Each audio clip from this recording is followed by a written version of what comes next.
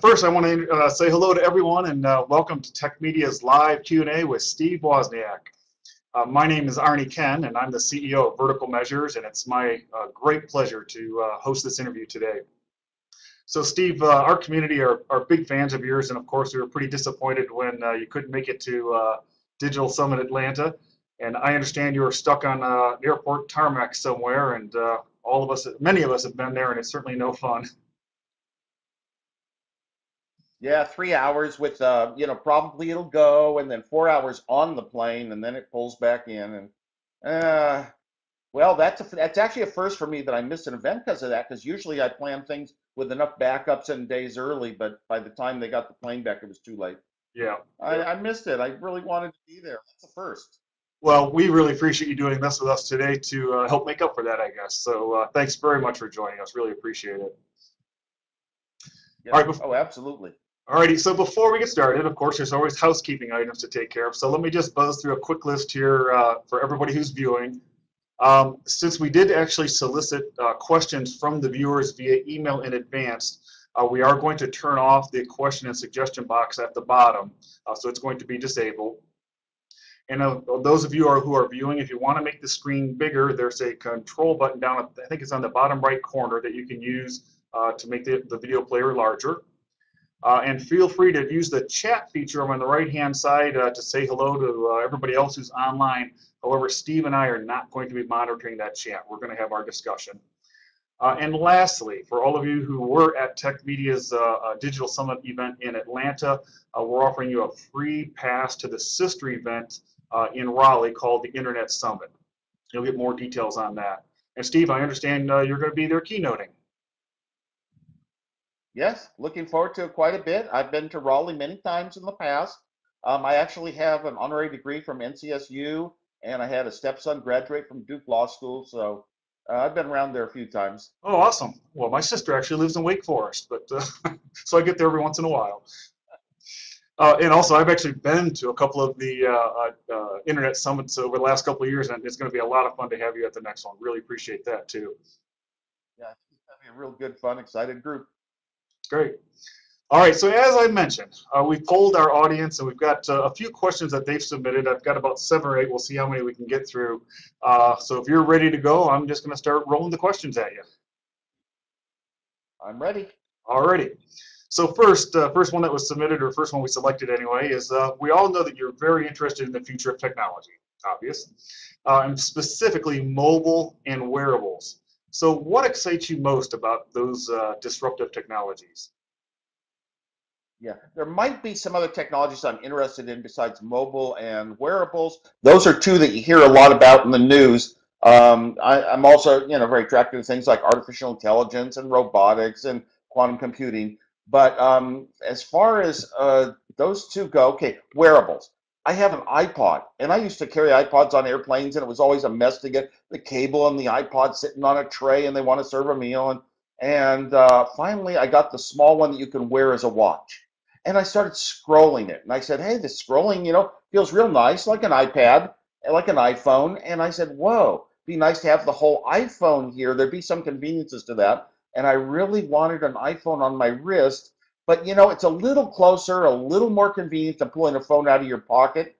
But I'm not sure yet because there's all these companies coming out with 1 inch by 1 inch smartphone watches, and they're all doing about the same thing. They all look the same. I've tried a few, and I haven't yet had a really good experience. The best experience I had was a smart watch that you wouldn't even call a smart watch. Yeah, it was a little bit of Bluetooth to your phone in your pocket, and yeah, it could show you who's calling, and it had a good speaker. It was called the Martian watch, but not a screen that you could scroll even, just a little display window, and that one actually worked. But yeah, the Galaxy Gear, I don't know, that's the fastest I ever got rid of a tech product I was testing.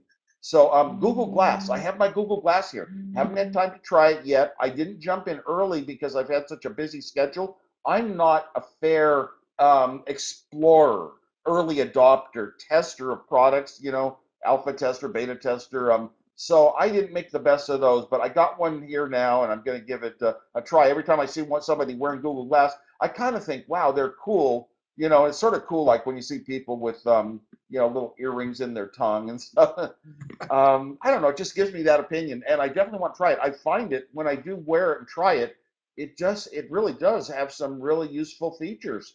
Not worried at all about this idea of security. It might be videoing anybody. You could buy little tiny. You can go online and search. You'll find 100 tiny little cameras disguised as buttons, disguised as pens, everything in the world. So I mean, at least Google Glass is out there in the open. Right. And what was the other question about? Well, just what you thought, what excites you most about them. But I actually have a follow-up. I haven't really tried wearables myself. I'm not an early adopter, and I just thought, I just don't quite get it because I tend to use my devices either for music, video, or reading, of course. I mean, but reading a lot. But I did just hear about, maybe it was at Digital Summit, I'm not sure, but I heard about this app called Spritz. Have you happened to hear of that one?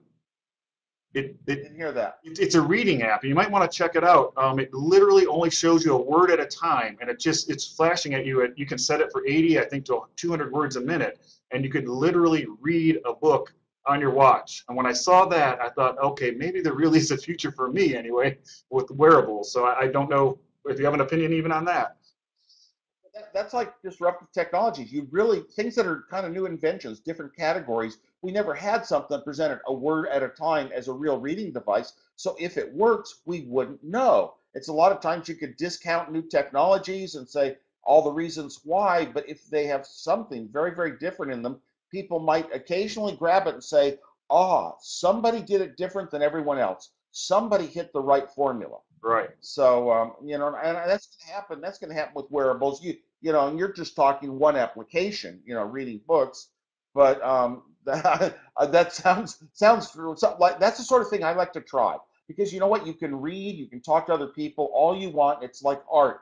You have to experience it. A song, you have to experience it yourself before you know if you like it. Nobody can tell you for sure in advance. But that's one of the ones I love to spend as much of my time as I have getting all the different platforms and new devices and trying out their new features and seeing what works and what doesn't. Get my opinions alike. A lot of times I like things though that just go away, and I think they were the greatest thing ever if they had stayed. Right. Yeah. Well, anyway, I don't know them. I don't know their owners. I have no financial interest whatsoever. But it's called Spritz. If you want to check it out, I just was looking at it over the last week or so. So anyway. Alrighty, so I'll move on to the next question. Well, actually, the next question is pretty related to this topic is what do you make of the rumored iWatch? So I don't know if you want to throw out an opinion on that yet or not. An Apple rumor is an Apple rumor, just like it is to other people. Some people might have inside connections and know even more than I do.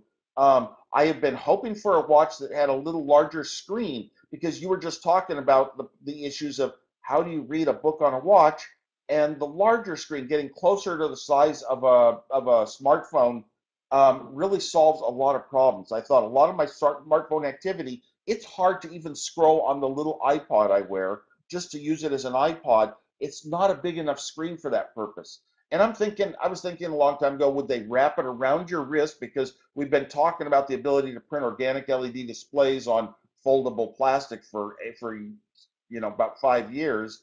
Been waiting for that to come. Will it find other formulas to getting a larger screen? Can it expand in your hand? Can it pop out and change shape? So I don't know. Some company is going to do something though so different than everyone else. My hunch is size is probably enough of a factor. Look at the iPhone. Before the iPhone, we had sort of smartphones that could get to the internet, maybe not the real internet in every single way, but they could do the email and the browsing and some other things and play games. But all of those products, they didn't have, they had half the screen was reserved for a keyboard. And here comes the iPhone. It had a larger display area. So I'm hoping larger display area is what kicks it off. But one company's going to someday have a product that's wearable and everybody's going to say, this company did it right, and there'll be a mass stampede to everyone wants to have one. It's the fashion world we're partly in. All right. No, that's great. Yep. Good point. All right. So I'll move on to our third question from our viewers. So automation is changing everything from the home thermostat to the marketing funnel. And so this might be a tough one all the way for 5 years, all the way out. But what do you think is going to be different in the way that we work and play 5 years from now? It is so hard to accurately predict out there, but I think this trend is going to keep growing because every time I have control over lights in my home and thermostats in my home, when I'm afar. When I have control even over my own cars or garage doors, I have found A, places that it helps me and feels beneficial, but B, it's an awful lot of fun because it gives me a feeling that I'm more powerful. Somehow, I as a human being have been given a device that gives me more power than human beings in eras before me ever had. And I think it's going to grow. I think there's even categories in the home that we never thought were that useful that are going to come into play, and we don't know which ones they are.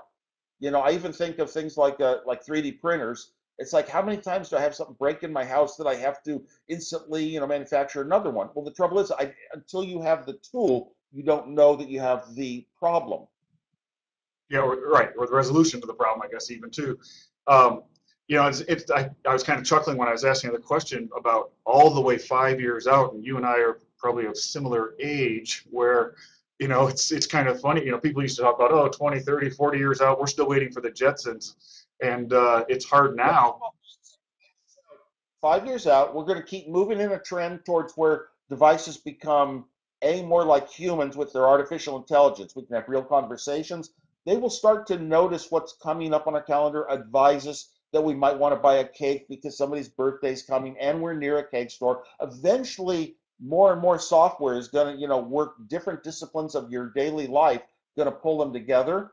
And I also think that it's going to become more transparent and in some sense wearable, a little bit less than it is now. Right now, it's like, well, the iPhone is like a sixth finger on your hand, and so it's kind of always there. But it's like I think so.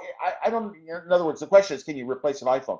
What are the sizes of screens people want to be? Are they going to be built in? Is it going to be speaking to you? Obviously, the end result 100 years from now might be something that just speaks to your head and you think a thought and it understands you. But I have a feeling by then the computer itself will be so smart that we won't have the major role in the thinking. Well, that brings me back to something you had mentioned early on in our conversation about artificial intelligence. So is that kind of what you're describing? You're quite interested in that. So where do you see that coming into play? Well, yeah, all my life I had reasons, and I could go through steps, but we won't take the time now of building up to why a computer could never equal a human brain, and we don't know how brains wired, and we never will. And finally, not when the book Singularity came out, I poo-pooed it as not going to happen. And then finally, I got convinced. Yes, when things are growing on an exponential curve like Moore's law, and we have a little bit more percentage of information that we can process every single year, yes, the machines are going to reach the ability of the brain. You don't see the changes at first, and then all of a sudden it happens. You hit the knee of the curve, and all of a sudden you say, my gosh, it was obvious this was going to happen.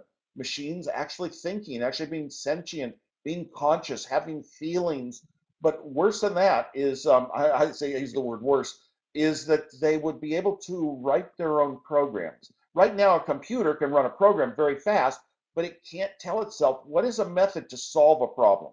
It can come up with a brute force method and solve a brute force method quick. But as we know, a lot of problems can't be solved just by saying, try every possibility until something fits. There are problems that are just beyond that scale. And eventually, computers, will they be smart enough to think out, here's a way I can organize a problem such that it can be computed in reasonable time? And that's going to be very much a thinking machine. Now, on the other hand, I started getting scared when I thought about once we're replacing people with brains, human brains, with machine brains, and the fastest companies in the world run without any slow humans in them. I mean, the end point is kind of like science fiction horror stories. And then I thought, you know what? We have one thing on our side. If we really are reaching the end of Moore's law, we aren't going to be able to build enough electronic neurons on a chip to ever equal the human brain.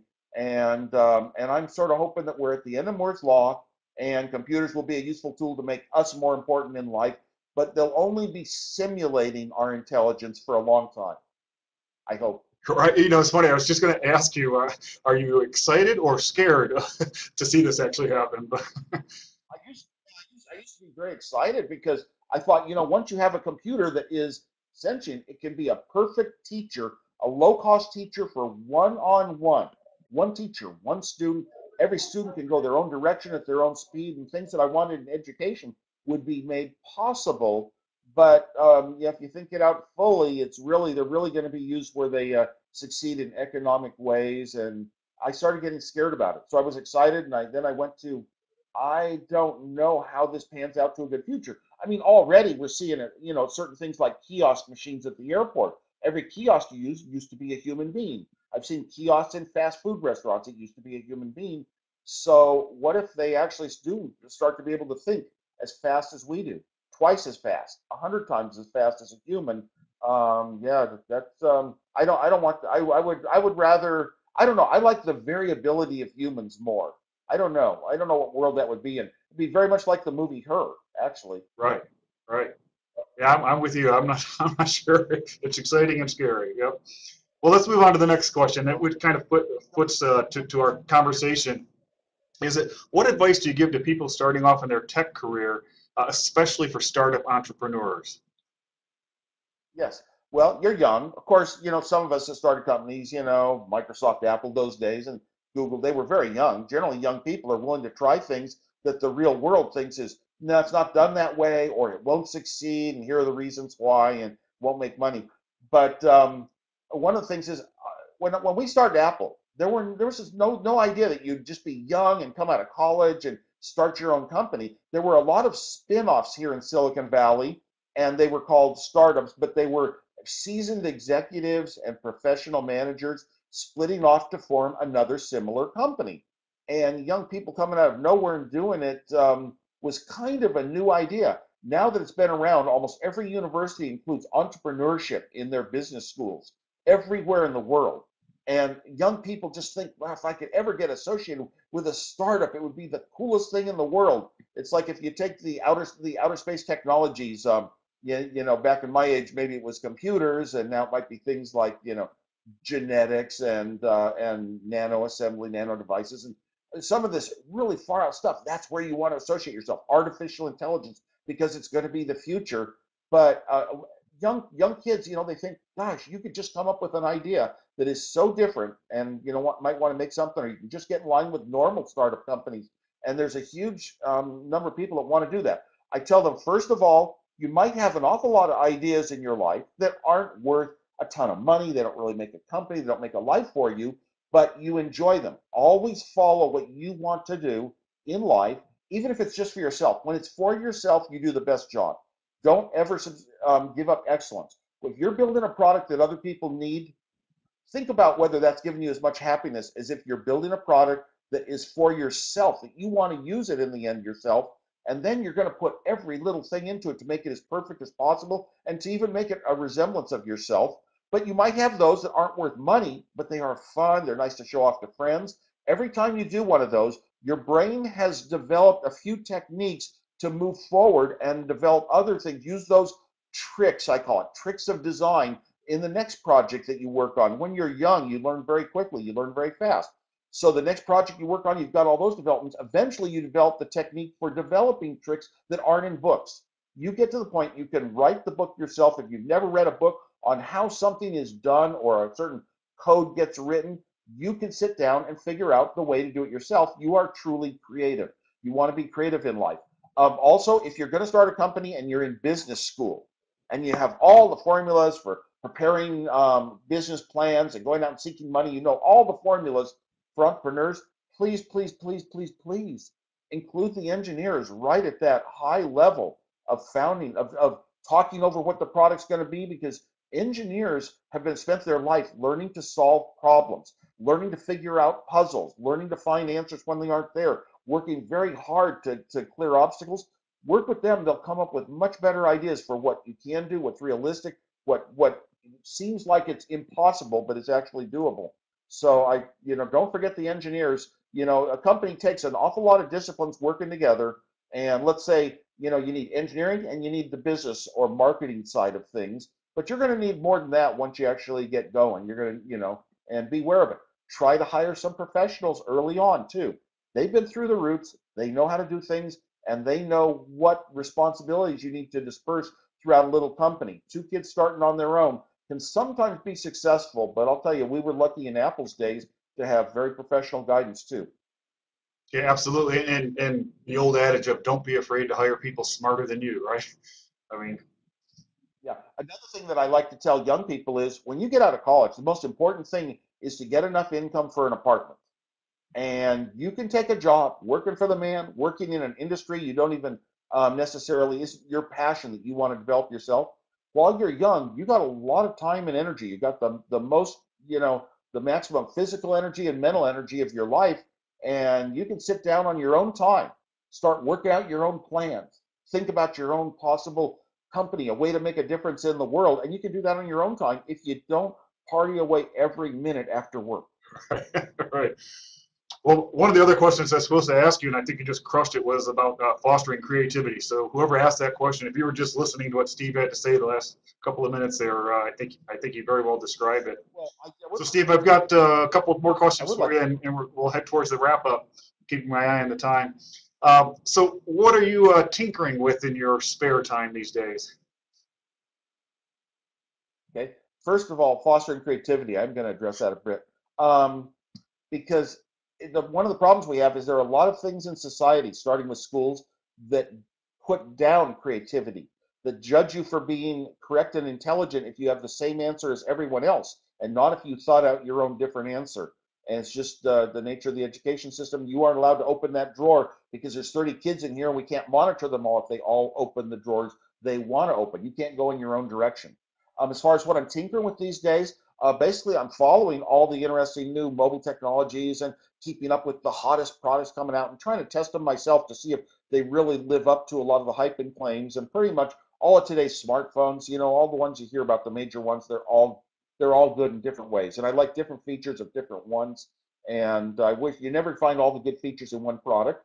I also love talking to, especially young people, especially students in university level or even high school level. I love talking to them, whether just individually going out to dinner with a couple of them and hearing about their plans, giving them some encouragement, or speaking to a group at a university and really encouraging them, telling them a lot of the stories of how people that even when you don't have any experience or background, maybe you haven't even had a business school class ever, how you can actually start companies, and be inspirational and believe in what you got, even when it's not worth a lot.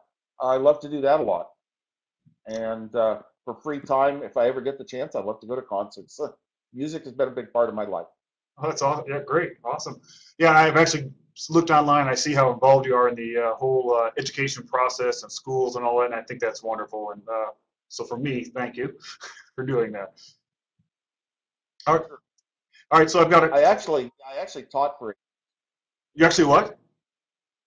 I actually, I actually taught fifth graders and then up to ninth graders. I taught them for 8 years secretly with no press, and I did it because I had a lifetime goal to be an engineer first and a fifth grade teacher second. Oh, that's awesome. There's a nice nugget. All right. All right. So I've got a couple softball questions to toss out to you here. So there's been numerous movies made about the early days of Apple. So do you have any favorites? Anything actually ring true in any of those movies? Well, I really, I got a long time ago, I got to where I didn't like reading books about Apple because they just they all had the stories all wrong about how we formed the company, or they just avoided the interesting things that people like to hear. So when the movie Pirates of Silicon Valley came out, I had a bootleg copy like a month in advance, and I wasn't going to watch it even. My wife wanted to see it. I stuck it in the VCR, and from the first scene, it grabbed me. That was, oh my gosh, it was an intriguing start, showing kind of the studio where they were making the movie, and then they showed me, the tear gas show talking about blue boxes with Steve Jobs, and I said that's how it was, and I watched that movie and I just loved it. It was the whole story of young people with dreams and ideas, and fighting weird odds, and it wasn't the business story as much as what's it going on in the heads of young people. I liked that movie a lot, and I haven't seen any other movies yet that I've really liked very much about Apple. I've read a few books that I like, way back in the past. The one was called Hackers, and it started out with people that were just coming in late at night to use a computer when nobody could afford a computer. And okay, Whoop. are we still live? Yes, as far as I know, Are we're we still still live. live? Yep. Good. Good. Yeah, my computer timed out briefly. Okay, so we anyway, so I liked that book Hackers, and it got into a lot of the Apple stories and the early stories of the Homebrew Computer Club and people who wanted computers of their own, And I look at Apple as just a formula of figuring out how to do it for a useful computer at a good price. But it was just one of many, many steps along the way. And I love those kind of stories. I'm looking forward to the Sony movie too. Awesome. I did not expect that positive of an answer, I have to say. Alrighty, so I've got one more question for you. And you can still hear me, right? I sure can. Okay, great. All right, so I, between these two, which is your biggest life achievement? The founding of Apple Computer or appearing on Dancing with Stars?